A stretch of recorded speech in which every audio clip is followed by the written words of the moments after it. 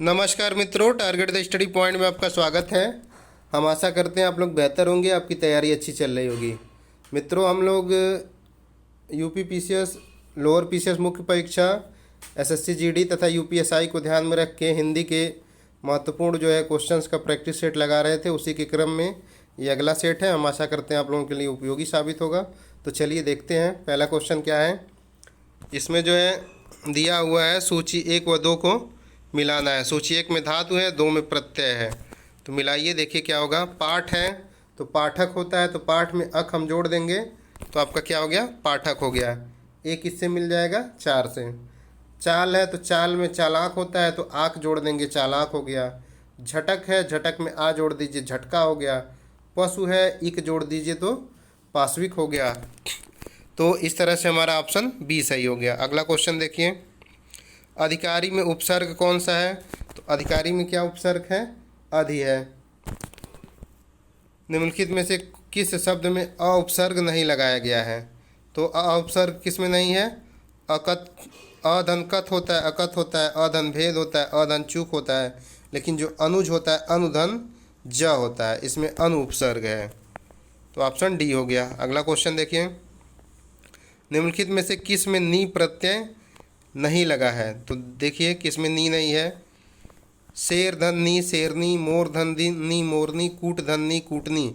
लेकिन नौकर धन आनी होता है तो नौकरानी होता है। तो ऑप्शन सी यहाँ पे सही हो गया। इसमें नी प्रत्यय नहीं है, यहाँ पे आनी है प्रत्यय। उपसर्ग वह शब्दांश है जो उपसर्ग कहाँ जुड़ता है, शब्द के आरंभ में जुड़ता है। आरंभ को आदि भी कहा जाता है। आदि माने भी आपका आरंभ होता है। तो किसी शब्द के आगे जो जुड़ता है वह उपसर्ग होता है, कहीं नहीं जुड़ जाएगा। उपसर्ग आगे जुड़ता है, प्रत्यय बाद में जुड़ता है। उपसर्ग आदि में जुड़ेगा, प्रत्यय अंत में जुड़ेगा। अगला क्वेश्चन देखिए, अध्यक्ष में कौन सा उपसर्ग है। तो अध्यक्ष में क्या होता है, अधिधन अक्ष। तो ऑप्शन ए सही हो गया। संग्राम में उपसर्ग बताइए। तो संग्राम का संधि विच्छेद करेंगे, समधन ग्राम होगा, तो सम यहाँ पे उपसर्ग हो गया। अगला क्वेश्चन देखिए, संधि विच्छेद करके ही आप आसानी से उपसर्ग का पता लगा लेंगे। सावधानी में कौन सा प्रत्यय है। तो सावधान में क्या जोड़ा गया है, ई जोड़ दिया गया, तो सावधानी हो गया। तो इसका ऑप्शन सी हो जाएगा। प्रत्यय क्या हो गया, यहाँ पे ई हो गया। आनी मत आप लोग करिएगा, क्योंकि यहाँ पे आप सावधान में जोड़ेंगे ना, शब्द सावधान होता है, उसमें ई जोड़ेंगे तो सावधानी हो जाएगा। अतः ऑप्शन सी सही हो गया। जिंदगी में कौन सा प्रत्यय है। तो यहाँ पे जिंदा धन ई हो गया, तो जिंदगी हो गया। अगला क्वेश्चन, हमें अपशब्द नहीं बोलना चाहिए, व्याकरण की दृष्टि से रेखांकित शब्द क्या है। तो अपशब्द क्या होता है, यह एक उपसर्ग है। अप इसमें क्या हो गया, उपसर्ग हो गया। अगला क्वेश्चन देखिए, आगमन में उपसर्ग क्या है। तो आ होता है। गमन शब्द होता है, इसमें आ जोड़ दिया गया, तो आगमन क्या हो गया, उपसर्ग हो गया। रसोईया में प्रत्यय क्या है। तो रसोई धन ईया, तो रसोईया हो गया। अगला क्वेश्चन, उपसर्ग बताइए। अति धन इंद्रिय, तो उपसर्ग क्या हो गया, अतीन्द्रिय, अति हो गया। ऑप्शन ए हो गया।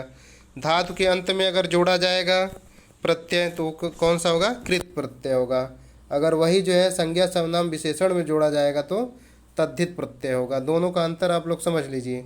धातु में जुड़ेगा तो कृत हो जाएगा, संज्ञा सर्वनाम विशेषण में जुड़ेगा तो तद्धित हो जाएगा।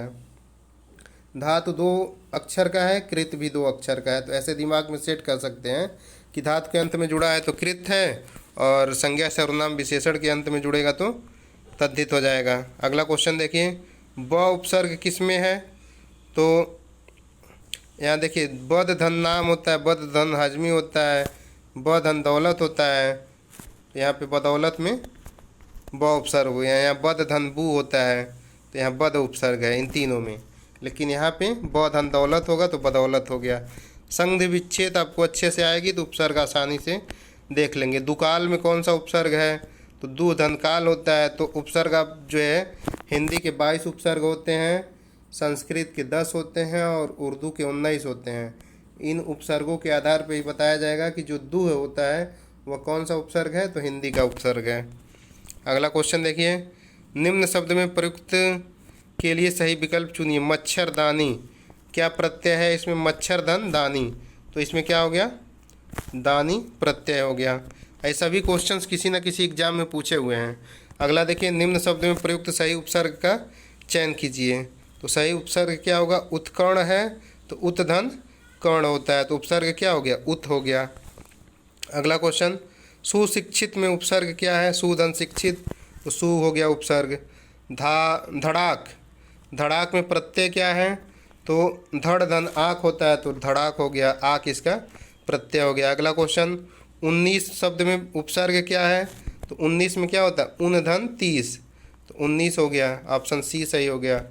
बहाव शब्द में प्रयुक्त प्रत्यय क्या है, तो ब धन आव होता है, तो बहाव में आव हो गया प्रत्यय। अगला क्वेश्चन, बुरे अर्थ में प्रयुक्त होने वाला बद उपसर्ग किस भाषा का है, तो जो बद है वह उर्दू फारसी भाषा का है। बद जो उपसर्ग होता है, बेबद बुरा, ये सब जो है उपसर्ग उर्दू फारसी भाषा के हैं। निम्नलिखित पद में कौन सा पद वया प्रत्यय लगाने से बना है, तो यहाँ देखिए रवैया है, तो इसमें वया नहीं है। डटैया है तो डटैया नहीं होगा। खाना धन वैया होता है तो उसको खवैया हो जाता है। बाकी इन सब का जो है या प्रत्यय इन सब में है। किस शब्द में उपसर्ग नहीं है, तो उपसर्ग किस में नहीं है, ओढ़ना में, ओढ़ प्लस ना, इसमें प्रत्यय है, उपसर्ग इसमें नहीं है। अगला क्वेश्चन देखिए, असुरक्षित शब्द में कौन सा उपसर्ग है, तो अधन सु, इसका उपसर्ग अ होगा, अधन सु नहीं होगा। ये यहाँ पे हमको लग रहा है गलत दिया है। सुरक्षित शब्द होता है उसमें अ जोड़ दीजिए, तो असुरक्षित जो है उपसर्ग हो गया। अगला क्वेश्चन देखिए, असुरक्षित में उपसर्ग क्या है, अ प्लस सु ही दे रहा है। अधिमानता में प्रयुक्त उपसर्ग बताइए, अधिधन मानता, तो अधि उपसर्ग हो गया। दिए गए वाक्य में एक शब्द रेखांकित है, उस शब्द में प्रयुक्त उपसर्ग किस कोटि का है, विद्यालय का उप प्रधानाचार्य जिम्मेदार व्यक्ति होता है। तो अब इसमें जो है आपका विद्यालय का उप प्रधानाचार्य, तो विद्याधनालय होता है, तो विद्या आपका तत्सम शब्द है। अगला देखिए, प्रत्यय शब्द क्या होता है, तो प्रत्यय जो होता है वो शब्दांश होते हैं, किसी शब्द के अंश होते हैं प्रत्यय। उपसर्ग को क्या कहते हैं, उपसर्ग जो है पद होता है, नहीं सॉरी, प्रत्यय उपसर्ग दोनों जो है शब्दांश होते हैं, पद तो आपका वाक्यांश का एक भाग हो जाएगा। अगला क्वेश्चन, लोगों ने उसे मार मार कर अधमरा किया, तो रेखांकित शब्द क्या है, रेखांकित शब्द जो है इसमें उपसर्ग है, अध जो होता है, अधमरा में अध जो है उपसर्ग हो गया। हिंदी शब्द में शब्दों के बाद जोड़ने वाले वह शब्दांश को क्या कहते हैं, तो जो शब्दांश होते हैं वह परसर्ग कहलाते हैं। हिंदी में शब्दों के बाद जोड़ने वाले शब्दांशों को क्या कहते हैं, परसर्ग कहा जाता है। ये याद कर लीजिएगा, इम्पोर्टेंट डेफिनेशन है कि हिंदी में बाद में जोड़ने वाले शब्दांशों को क्या कहते हैं, परसर्ग कहा जाता है। अगला क्वेश्चन देखिए, इनमें से किसमें नीर उपसर्ग नहीं है, तो निर्धन देश, निर्धन वा, निर्धन बल, लेकिन यहाँ निह है, तो ऑप्शन ए हो जाएगा। आवट, आहट, आस आदि किस प्रकार के तद्धित प्रत्यय हैं, तो कौन से हैं, भाव बताएंगे, घबराहट, थकावट, तो ये सब जो है भाववाचक संज्ञा होती हैं, तो जब भाववाचक संज्ञा में जोड़ा जाएगा तो तद्धित प्रत्यय हो जाते हैं। प्रत्याशा शब्द में उपसर्ग क्या है, प्रतिधन आशा, तो उपसर्ग हो गया आपका प्रति। अगला क्वेश्चन देखिए, औपचारिक शब्द में प्रत्यय क्या लगा है, तो औपचारिक में औपचार धन इक, औपचारिक हो गया, इक प्रत्यय है। उद्देश्य में कर्ता के साथ और क्या रहता है, तो कर्ता का जो पूरक होगा वह रहता है। अगला क्वेश्चन देखिए, सभी चिट्ठियां डाक से भेजी गईं, इसमें कर्ता क्या है, कर्ता क्या है इसमें, चिट्ठियां, कर्ता मतलब सब्जेक्ट। सभी चिट्ठियां डाक से भेजी गई, तो चिट्ठियां इसमें कर्ता हो गया। प्रयोग के आधार पर शब्द के कितने भेद होते हैं, तो प्रयोग के आधार पर शब्द के 2 भेद होते हैं, विकारी अविकारी। अगला क्वेश्चन देखिए, निम्न में से मिश्र वाक्य क्या है, तो मिश्र वाक्य क्या होता है कि जिसमें जो है 2 वाक्यों को संयुक्त किया जाता है, वो तो संयुक्त वाक्य होता है। मिश्र वाक्य में एक प्रधान वाक्य होगी और शेष जो है उपवाक्य होती हैं। रण में सेनापति को वीरता दिखाने के कारण राष्ट्रपति ने उसे वीर चक्र प्रदान किया, तो यहाँ पे जो है पहला जो ऑप्शन है आपका यह संयुक्त वाक्य है। रण में वीरता दिखाने के कारण एक वाक्य हो गया, राष्ट्रपति ने उसे वीर चक्र दिया, तो दो सरल वाक्यों को जोड़ा गया है तो वहाँ संयुक्त वाक्य हो जाता है। उसे लूटने के अतिरिक्त पीटा भी गया, यह भी आपका दो वाक्य है, इसमें ये भी संयुक्त हो जाएगा। उसने मान लिया कि दोष उसका है, अब यहाँ पे उसने मान लिया प्रधान वाक्य हो गया, दोष उसका है आश्रित उपवाक्य है, तो यहाँ पे कौन सा वाक्य हो गया, मिश्र वाक्य हो गया। इसके संबंध में संयुक्त सरल व मिश्र वाक्य के संबंध में एक अलग से वीडियो बनाया जाएगा, वहाँ पे आप लोगों को अच्छे से समझाया जाएगा। बच्चे खेल रहे हैं, अर्थ के आधार पर वाक्य का क्या प्रकार है, तो यह विधान वाक्य है। विधान वाक्य का मतलब होता है जहाँ पे कोई कार्य का होना होता है वह विधान वाक्य होता है, और जहाँ नहीं होना होता वहाँ निषेधात्मक वाक्य होता है। अगला देखिए, जिस वाक्य में इसलिए और क्योंकि लेकिन परंतु आदि समुच्चय बोधक शब्द जुड़ते हैं उस वाक्य को क्या कहा जाता है, संयुक्त वाक्य कहा जाता है। जिस वाक्य में इसलिए और क्योंकि लेकिन परंतु आदि समुच्चय बोधक शब्द जोड़े जाते हैं वह कौन सा वाक्य होता है, संयुक्त वाक्य होता है। ये महत्वपूर्ण चीज़ है, इसको याद कर लीजिए। निम्न में कौन सा वाक्य मिश्र वाक्य है, तो मिश्र वाक्य में एक प्रधान वाक्य होगी और शेष उस पर आश्रित उपवाक्य होगी। तो चलिए देखते हैं। विद्वान सब जगह पूजा जाता है, सरल वाक्य हो गया। अच्छा लड़का माता पिता की आज्ञा मानता है, ये आपका संयुक्त वाक्य हो गया। वह पुस्तक राम की है, सरल वाक्य है। जब सवेरा हुआ तब हम लोग बाहर गए, तो यहाँ पे सवेरा हुआ प्रधान वाक्य है, फिर हम लोग बाहर गए उस पर आश्रित वाक्य है, तो ये आपका हो गया मिश्र वाक्य। अगला क्वेश्चन देखिए, एक ही विधेय हो जिसमें, तो जो सरल वाक्य होता है उसमें एक जो है विधेय और एक ही उद्देश्य होता है। मिश्र वाक्य इसमें देखिए क्या है, उसके पास जो कुछ था वह खो गया, तो उसके पास जो कुछ था वह खो गया, यह मिश्र वाक्य है। उसने अपना घर लुटा दिया, सरल वाक्य है। सूरज उगने पर कुआसा फट गया, तो ये जो है संयुक्त वाक्य है। सूरज उगा, कुआसा फट गया। उसका सब कुछ खो गया, ये भी सरल वाक्य है। लेकिन उसके पास जो था, जो कुछ था वह खो गया, यह मिश्र वाक्य हो जाएगा। अगला क्वेश्चन देखिए, मुझे बताओ कि तुम्हारा जन्म कब और कहाँ हुआ था, वाक्य में भेद बताइए। तो ये कौन सा है, सब मिश्र वाक्य है। अगर बस इतना पूछता है कि तुम्हारा जन्म कब और कहाँ हुआ, तो ये इतना अगर रहता ये आपका संयुक्त वाक्य है। बस इतना होता कि तुम्हारा जन्म कहाँ हुआ, तो ये आपका सरल वाक्य होता है। लेकिन ये कह रहा है मुझे बताओ, तो ये आपका प्रधान वाक्य हो गया कि तुम्हारा जन्म कब और कहाँ हुआ, ये उस पर आश्रित वाक्य है, तो ये कौन सा हो गया, मिश्र वाक्य हो गए। अगला क्वेश्चन, तुम कहाँ जा रहे हो, ये क्या है, एक तरह से प्रश्नवाचक वाक्य है। जिस वाक्य में साधारण और मिश्र वाक्य का मेल संयोजक अव्ययों द्वारा होता है उसे क्या कहा जाता है, संयुक्त वाक्य कहा जाता है। संयुक्त वाक्य में दो सरल वाक्य या सरल या मिश्र वाक्य को मिलाया जाता है संयोजक के माध्यम से। स्त्रीलिंग शब्द क्या है, तो स्त्रीलिंग क्या है, हाँ, अब इसको जो है आप लोग जो है सेंटेंस बना के किया करिए। हरकत मत करो या हरकत गंदी है, तो कहा जाता है ना हरकत गंदी है, तो ई आ गया इसमें, ये हरकत आपका स्त्रीलिंग हो गया। हुल्लास हमला हो गया, हवाला दिया गया, तो ये सब पुल्लिंग है। लेकिन हरकत गंदी है से पता चल रहा है हरकत जो है स्त्रीलिंग है। वह दंड से बचना चाहता था इसलिए भाग गया, यह एक संयुक्त वाक्य है। इसका सरल रूप क्या होगा, तो सरल रूप देखिए क्या होगा, दंड से बचने के लिए वह भाग गया, ऑप्शन बी सही हो जाएगा। अगला क्वेश्चन देखिए, निम्नलिखित वाक्यों में से अशुद्ध वाक्य को पहचानिए।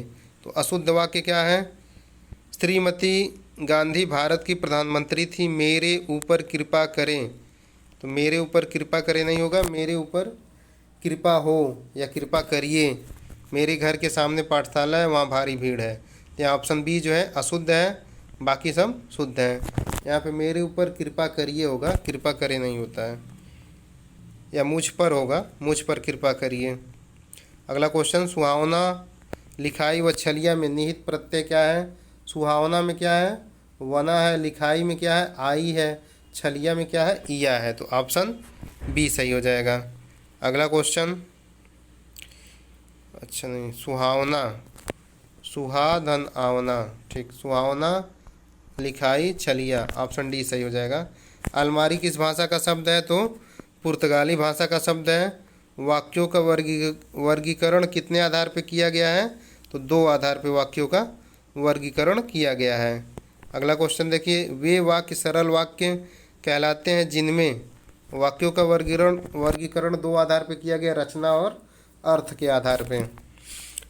वे वाक्य सरल वाक्य होंगे जिनमें एक ही उद्देश्य और एक ही विधेय होता है। तो जो सरल वाक्य होता है उसकी विशेषता होती है कि उसमें एक उद्देश्य और एक ही विधेय रहता है। अगला क्वेश्चन देखिए, दुरात्मा में कौन सा उपसर्ग है? तो दुर्धन आत्मा होता है, यहाँ पे सी हो जाएगा। निम्न में से कौन सा वाक्य संयुक्त वाक्य है? तो संयुक्त वाक्य में क्या होता है? दो सरल वाक्यों या सरल या मिश्र वाक्य को जोड़ा जाता है। तो यहाँ पे क्या होगा? उन्हें न नींद आती न भूख प्यास लगती। तो यहाँ पे ये जो है संयुक्त वाक्य हो गया, दोनों सरल वाक्य है, इसको जोड़ दिया गया है।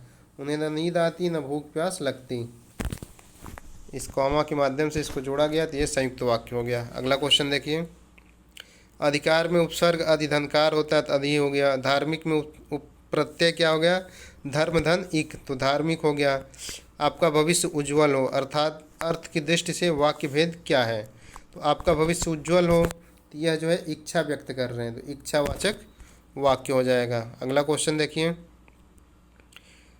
प्रतिध्वनि में कौन सा उपसर्ग है? तो प्रतिधन ध्वनि होता है, तो उपसर्ग आपका हो गया प्रति हो गया। अगला देखिए, प्रयोग के आधार पर शब्द कितने प्रकार के होते हैं? तो प्रयोग के आधार पर शब्द जो है दो प्रकार के होते हैं। अगला क्वेश्चन देखिए, इसको अच्छे से याद कर लीजिए, प्रयोग के आधार पर शब्द कितने प्रकार के होते हैं, वाक्य कितने प्रकार के होते हैं, तो इन सब चीज़ों को क्लियर कर लीजिएगा। प्रयोग के आधार पे, रचना के आधार पे, उत्पत्ति के आधार पे, सारी चीज़ें।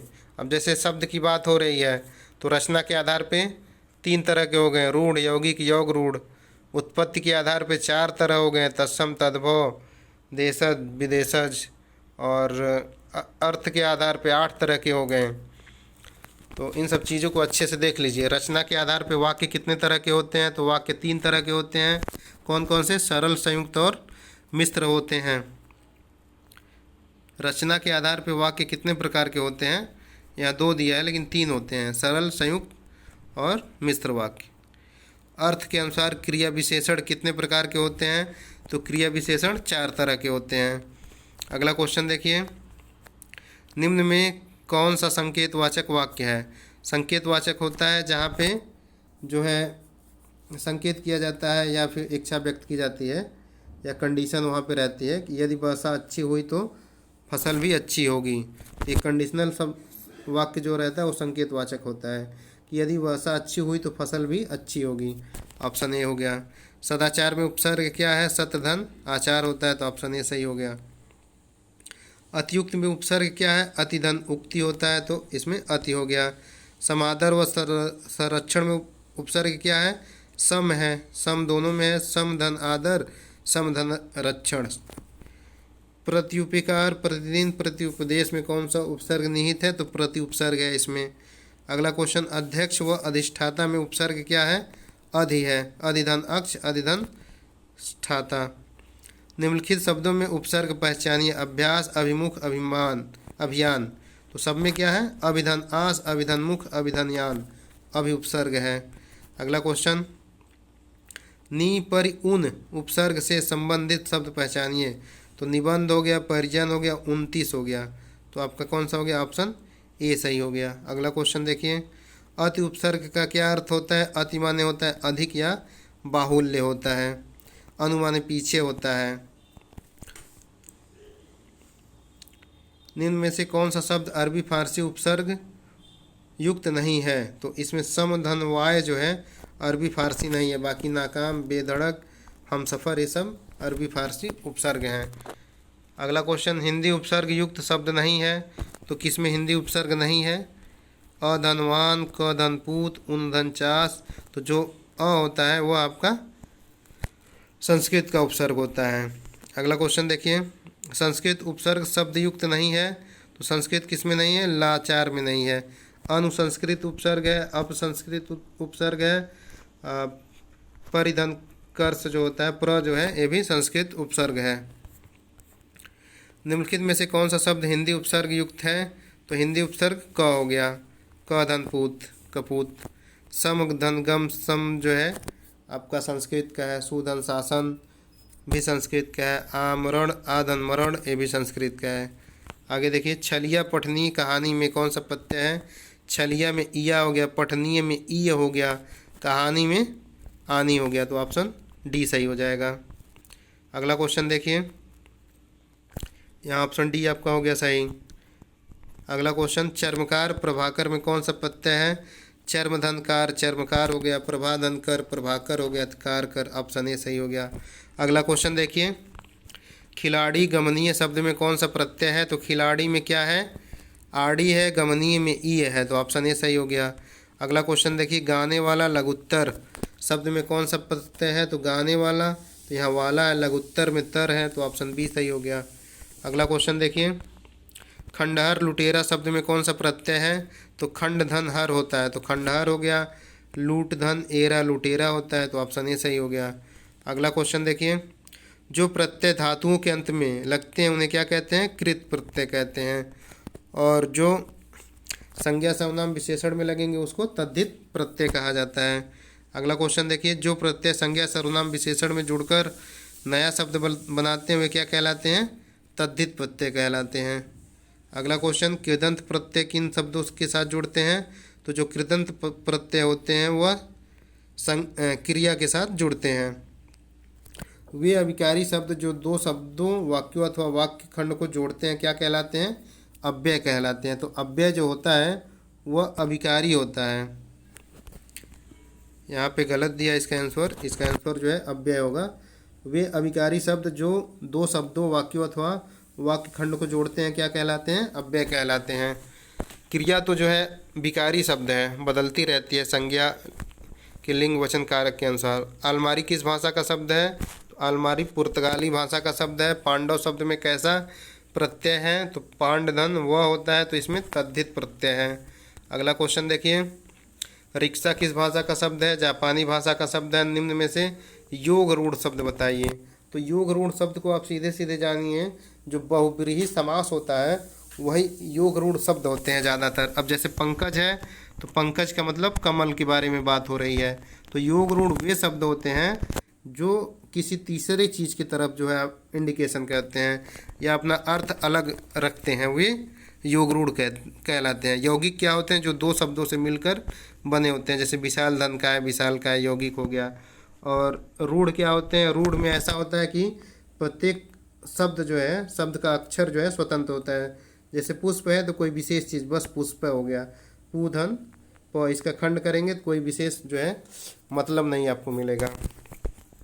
अगला क्वेश्चन देखिए, निम्नलिखित शब्दों में योग रूढ़ शब्द कौन सा है?